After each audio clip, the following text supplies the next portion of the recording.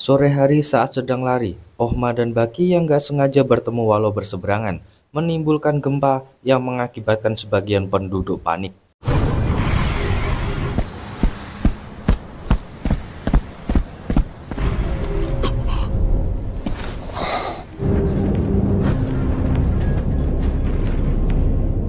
Tapi panggilan ajudan mengalihkan perhatiannya dan membuat Baki hilang entah kemana.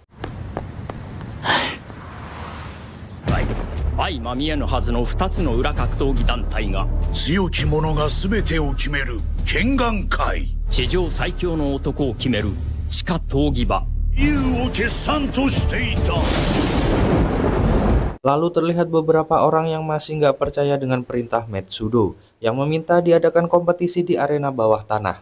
Akiyama, Yamashita, dan Ohma nampak kagum dengan bangunan ini yang dimulai sejak zaman Edo. Waktu itu, Tokugawa Mitsukuni, wakil shogun sejagat yang memprakarsai dan kini diteruskan oleh generasi ke-13 yang dipimpin oleh Mitsunari Tokugawa. Sedangkan asosiasi Kengan didirikan oleh shogun ke-7 Tokugawa Ieyasu, yang faktanya keduanya memang dari trah Tokugawa. Lalu flashback saat dimana Metsudo dan Mitsunari sepakat mengadakan kompetisi lagi untuk menentukan siapa yang lebih unggul dari dua organisasi bela diri ini. Faktanya, ini bukanlah kompetisi pertama, karena dulunya organisasi Kengan telah menjadi tuan rumah. Hal itu juga diceritakan oleh Katsumi, yang ayahnya, yaitu Orochidopo, jadi satu-satunya peserta dari organisasi arena bawah tanah.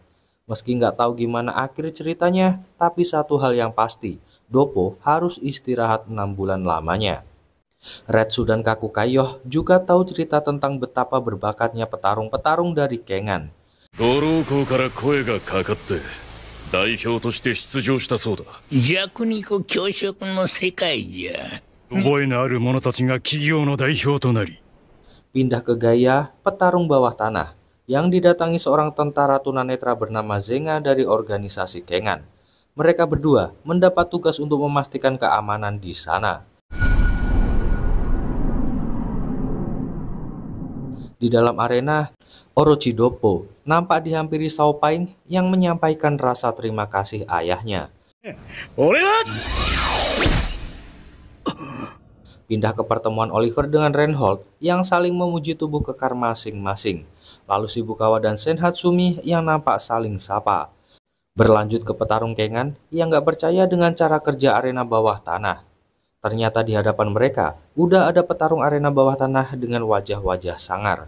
Adam Dudley dan Shiba Chiharu nampak mulai pesawar pertama. Jaku selalu bernafsu untuk merekrut anggota baru. Retsu nampak mencari seseorang yang rupanya adalah Akoya yang muncul di atas sana. もっとなんかみんな顔怖すぎじゃねえか。いつまでやるつもりだ。弱肉強食。これは下手をすれば食われるの。 Dari ruang perawatan, Yoshizawa dan Dr. Hanafusa akan siap siaga dengan peralatan medisnya.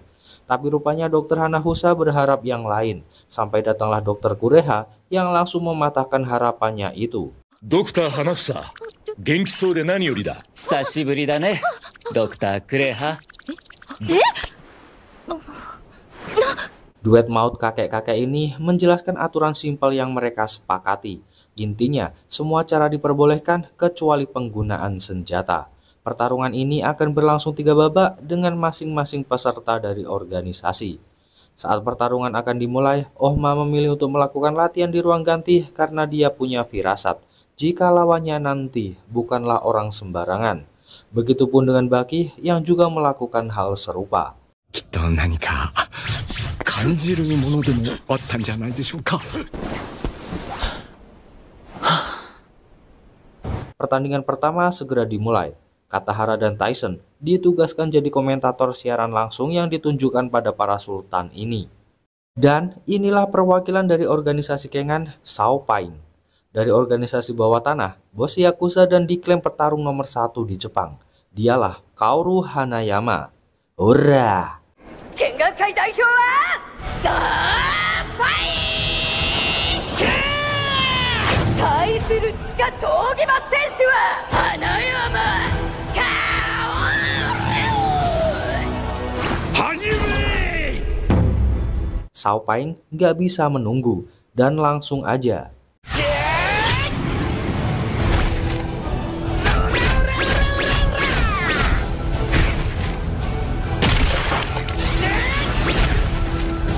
Hanayama nggak menduga jika Xiao Paing menyerang dengan brutal hingga membuatnya kewalahan.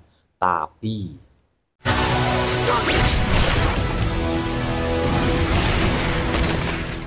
Adam, Cosmo, dan Kaolan terpenganga dengan pukulan Hanayama barusan.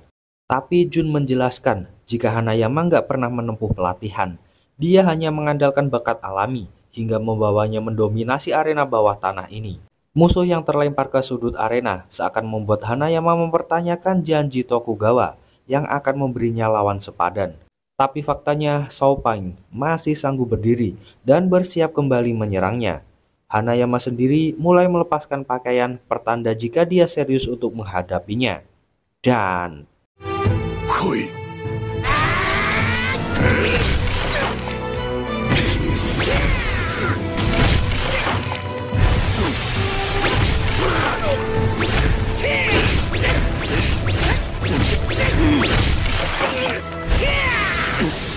pertarungan secara laki itu pun berlangsung cukup lama hingga membuat para penonton takjub melihatnya. Xiao Paing sendiri merasa bahagia karena mendapat lawan seperti janji Metsudo.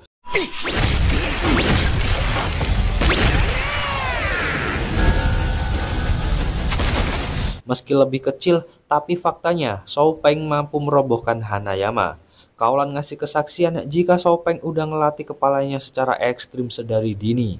Gak heran jika saat ini tengkoraknya lebih keras dari logam sekalipun. Dopo juga mengakui jika latihan Xiao Paing udah di luar nurul. Bukan hanya kepala, tapi juga latihan intensif yang mematahkan tulangnya berkali-kali. Dan hasilnya kini membuat tulangnya makin kuat. Dan lagi,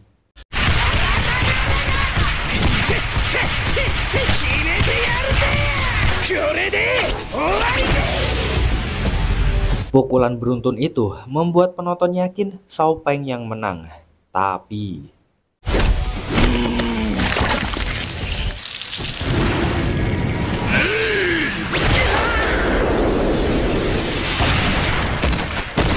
Xiao Paing yang gak mau kalah sekarang langsung mengeluarkan teknik yang hasilnya membuat jari-jari Hanayama berantakan.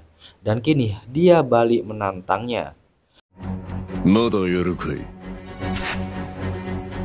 Koko de owari wake ni wa ikanai. Mada yaru kai? Gak mau diremehkan, Hanayama memaksa tangannya untuk kembali mengepal dan segera memukul Xiao Paing dengan kerasnya.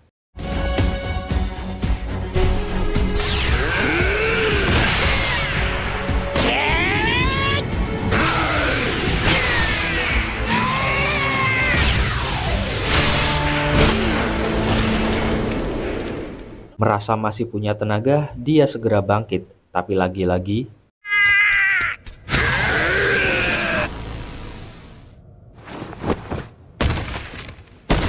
akibat pukulan itu, Hanayama akhirnya dinyatakan sebagai pemenang di pertarungan pertama. Penonton terlihat sangat puas dan menantikan pertarungan selanjutnya.